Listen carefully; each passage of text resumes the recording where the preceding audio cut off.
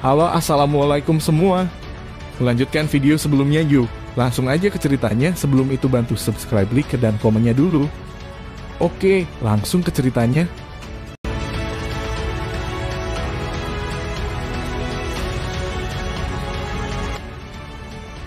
Ketika dia berjalan, sepasang kakinya yang panjang dan lembut yang dibungkus dengan celana panjang segera menarik beberapa tatapan memanas yang awalnya memandang Sun Er.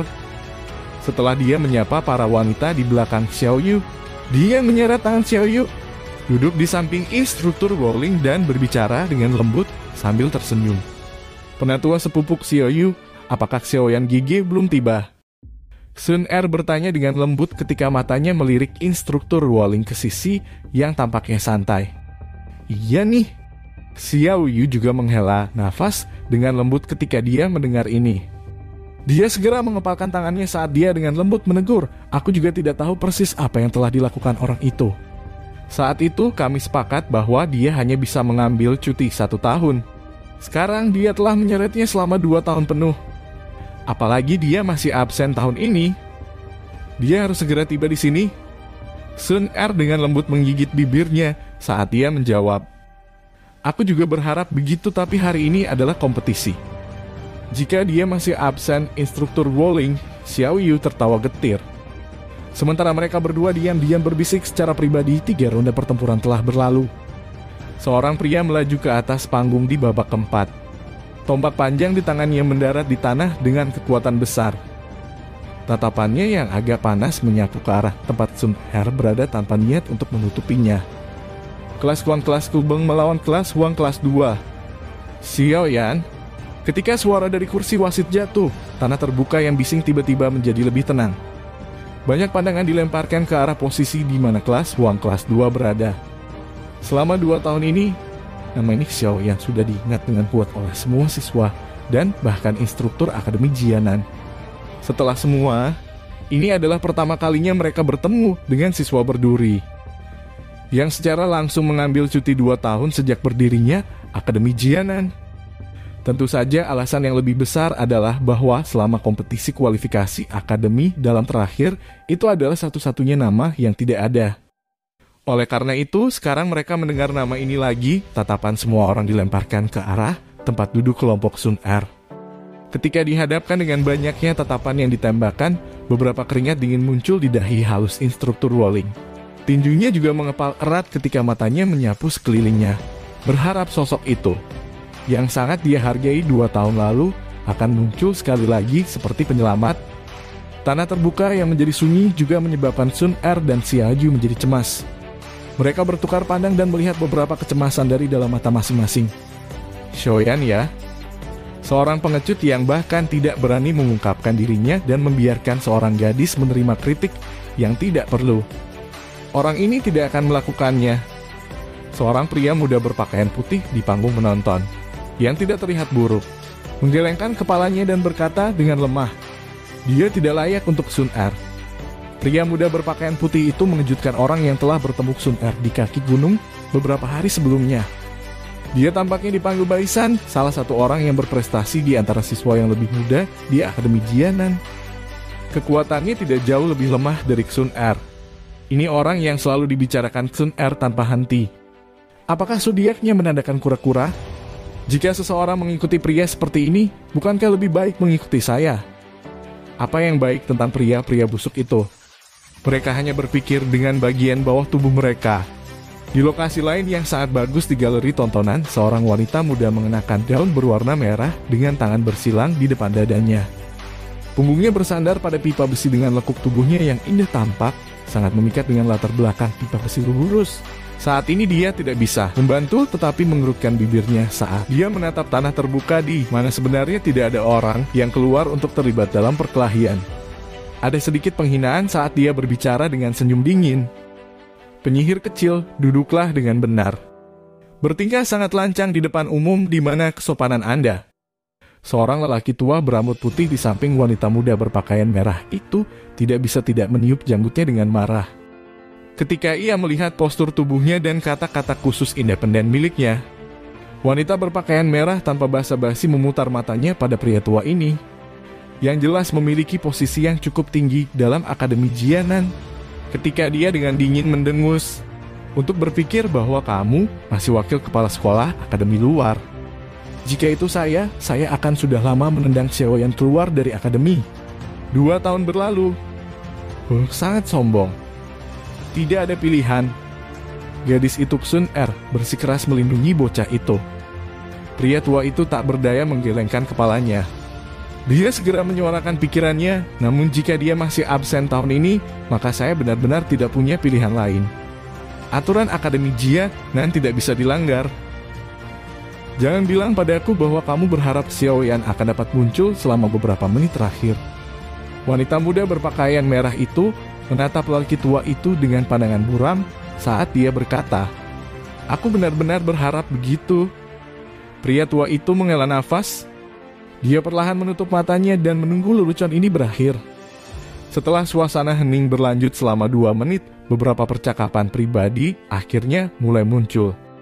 Xiaoyu menghela nafas dan dengan lembut mengutuk ketika dia melihat wajah penuh kekecewaan dari instruktur Wuling yang duduk di sebelahnya.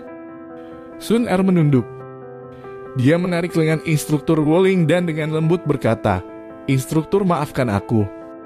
Kamu tidak perlu menyalahkan dirimu sendiri.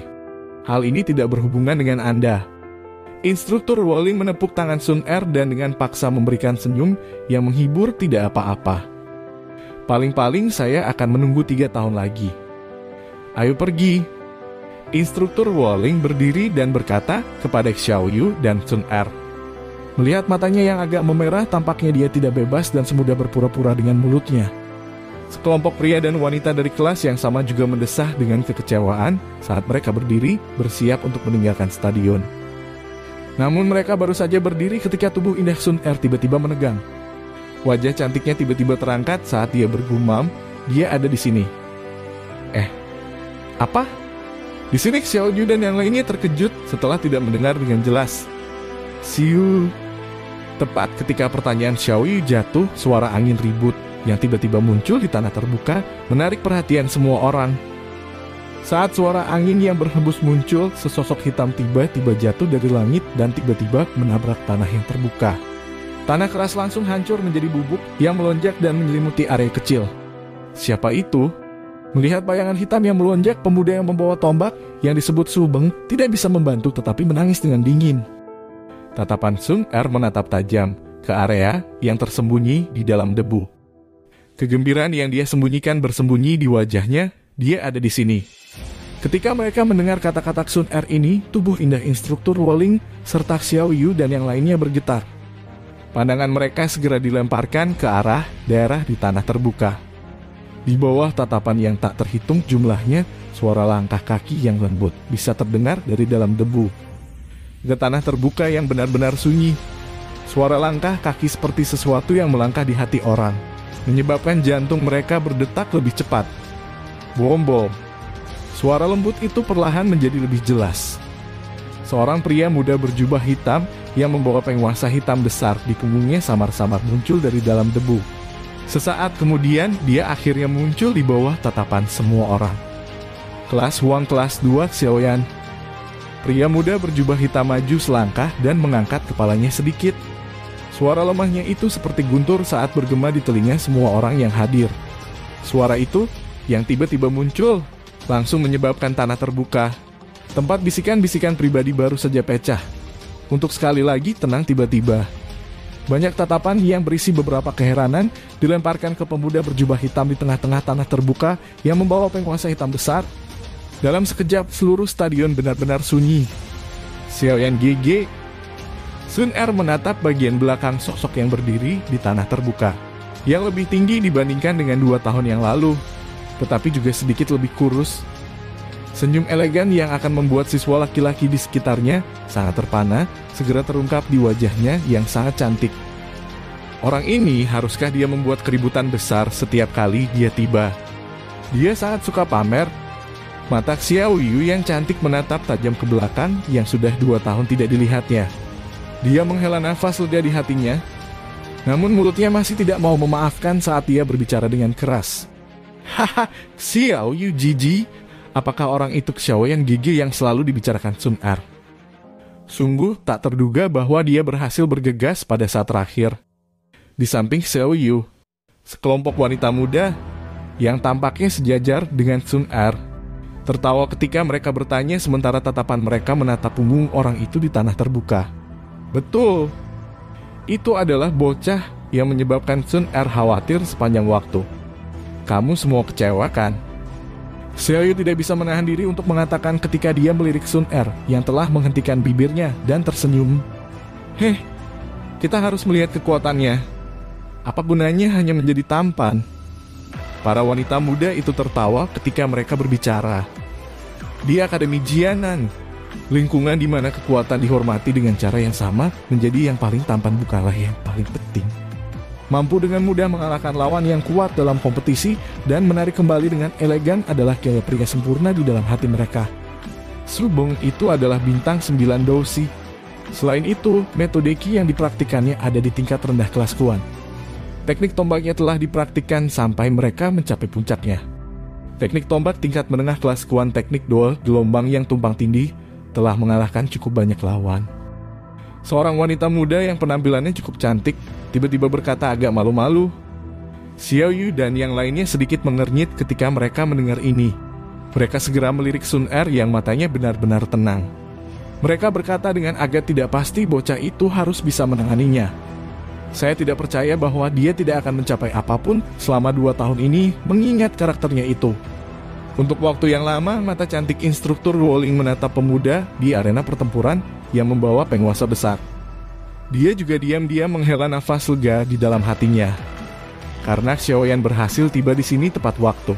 Bahkan jika dia kalah dalam pertandingan, dia hanya akan kehilangan kesempatan dipromosikan menjadi instruktur kelas Kuan selama 1 tahun. Dia masih memiliki kesempatan untuk memperjuangkannya tahun depan. Lagi pula, dengan potensi yang ditunjukkan Xiaoyan saat itu ketika dia merekrut siswa, dia percaya bahwa Xiaoyan akan dapat mengejar ketinggalan selama dia bisa berlatih di akademi selama setahun. Apakah dia itu Xiaoyan? Baisan berpakaian putih di galeri melihat, yang sosoknya lurus dan tinggi. Seperti pohon giok berdiri di angin, menatap pemuda berjubah hitam di tanah terbuka sambil merasakan beberapa keraguan. Dia tidak berharap bahwa orang ini benar-benar berhasil membuatnya pada saat terakhir. Napasnya sangat tenang. Mungkin dia memiliki beberapa kemampuan. Baisan mengangkat alisnya dan berkata dengan samar-samar ketika dia melihat ekspresi pria muda berjubah hitam yang tidak berubah sedikit pun karena lingkungan yang dipenuhi orang. Kamu adalah Xiaoyan? Xiaoyan tersenyum dan mengangguk. Kamu tidak layak untuknya. Kata-kata Su Beng langsung menghina ketika dia melihat Xiaoyan mengangguk. Ada banyak orang di Akademi Jianan yang menunggu Anda untuk membuat penampilan Anda. Mulai hari ini dan seterusnya, kemungkinan Anda akan memiliki banyak masalah yang tak henti-hentinya. Saya mungkin orang pertama yang menantang Anda, tetapi saya tidak akan menjadi yang terakhir. Su Beng tertawa dingin. Dia segera mengayunkan tombak panjang di tangannya dan mengarahkan ujungnya ke arah Xiaoyan. Aku akan mengalahkanmu di depannya. Orang biasa-biasa saja seperti Anda tidak memiliki kualifikasi untuk memiliki gadis yang luar biasa seperti dia. Mereka memang hanya sekelompok anak-anak yang cemburu. Xiaoyan agak terdiam saat dia memandang Su Beng yang menyatakan perang saat mereka bertemu. Dia menghela nafas dan perlahan meraih gagang penguasa Xuan berat di tangannya. Tubuh penguasa sedikit gemetar saat memiringkan dan menunjuk ke bawah. Saat dia melambaikan penguasa, suara yang sangat hebat dari udara terkompresi diiris bergema di arena. Saya juga sangat tidak suka menerima masalah yang tidak pernah berakhir. Karena itu untuk mengakhiri itu, Anda harus sedikit menderita. Penguasa besar meninggalkan bayangan hitam besar di tanah saat Xiaoyan mengangkat kepalanya dan tersenyum ketika dia menjawab Su Beng. Oh, Anda ingin menggunakan saya untuk membunuh ayam untuk memperingatkan para monyet. Su Beng itu tidak bodoh. Dia mengerti maksud Xiaoyan ketika dia mendengar yang terakhir berbicara dengan cara ini. Segera kemarahan terselubung melintas di matanya ketika dia dengan dingin tertawa. Apakah kamu tidak takut memutar lidahmu dengan sesumbar? Bisakah kita mulai? Xiaoyan memiringkan kepalanya dan melemparkan pandangannya ke arah 7 atau 8 pria tua di kursi hakim saat dia bertanya sambil tersenyum. Iya nih. Beberapa pria tua bertukar pandang ketika mereka melihat Xiaoyan melihat ke atas. Mereka lalu mengangguk, "Bocah sombong." Ekspresi Xu Beng menjadi sedikit dingin ketika dia melihat para hakim mengangguk. Tangannya memegang tombaknya dengan erat saat kakinya tiba-tiba menginjak tanah. Tombak panjang bergetar dan membawa suara yang tajam saat menembak ke arah Xiao Yan. Xiao Yan tidak menggerakkan tubuhnya. Dia memandang Xu Beng yang pertama menyerang sambil memegang tombak panjang di tangannya. Penguasa berat di tangannya bergetar sedikit. Seperti yang dia katakan sebelumnya, Xiao Yan jelas mengerti bahwa ada cukup banyak orang di Akademi Jianan yang memiliki permusuhan terhadapnya karena Sun Er. Sekarang dia baru saja tiba, satu-satunya metode untuk mengakhiri tantangan yang tak henti-hentinya adalah menakuti mereka. Selain itu, bahkan jika dia mengecualikan harus menghilangkan masalah yang tidak pernah berakhir itu, Xiao Yan juga sangat dibutuhkan untuk mendapatkan kemenangan yang menekan yang tidak membuat siapapun ragu ketika dia baru saja datang ke Akademi Jianan, di mana orang-orang berbakat berkumpul. Dia ingin membuktikan satu hal kepada semua orang. Itu adalah Xiaoyan Gige yang Sun Er tidak pernah berhenti bicarakan. Memiliki kekuatan untuk berdiri di depannya dan membantunya memblokir badai apapun. Dia menghela napas dalam-dalam dan memasukkan penggaris berat ke tanah. Tangannya terulur dari lengan bajunya yang dia gulung.